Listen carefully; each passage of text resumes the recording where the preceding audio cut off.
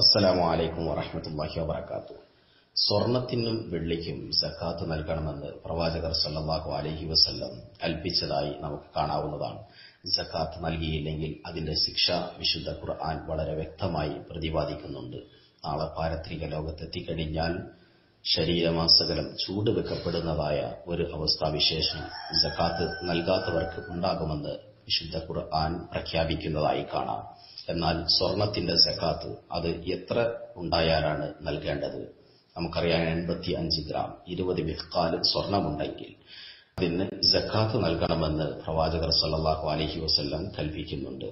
അതിനാൽ فبالتالي فإذا كانت العملة الذهبية التي أهديت لزوجك لا تبلغ نصابا فلا زكاة فيها، وعلى افتراض أن هذه العملة الذهبية تزن 85 غراما أو أكثر ولو كانت قطعة واحدة فتجب زكاتها إذا مضت عليها سنة قمرية ابتداء من وقت ملكه لها. وكيفية زكاتها أن يعرف مقدار وزنها دون النظر لقيمتها.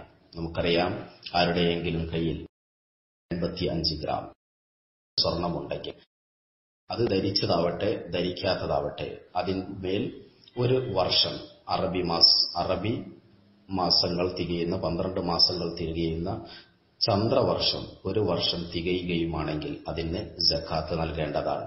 ആ സക്കാത്ത്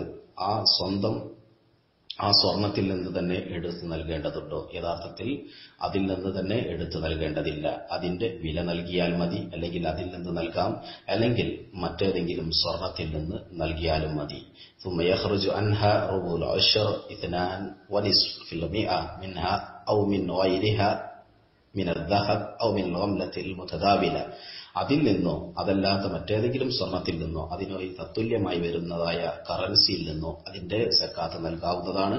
2.5% അതിന് സക്കാത്ത് നൽകേണ്ടത് എന്ന് നമുക്ക് കാണാവുന്നതാണ്. ഷെയ്ഖ് ഇബ്നു ഉസൈമീന്റെ ഫത്വയിൽ നിന്നാണ് നമുക്കിത് മനസ്സിലാക്കാൻ കഴിയുന്നത്.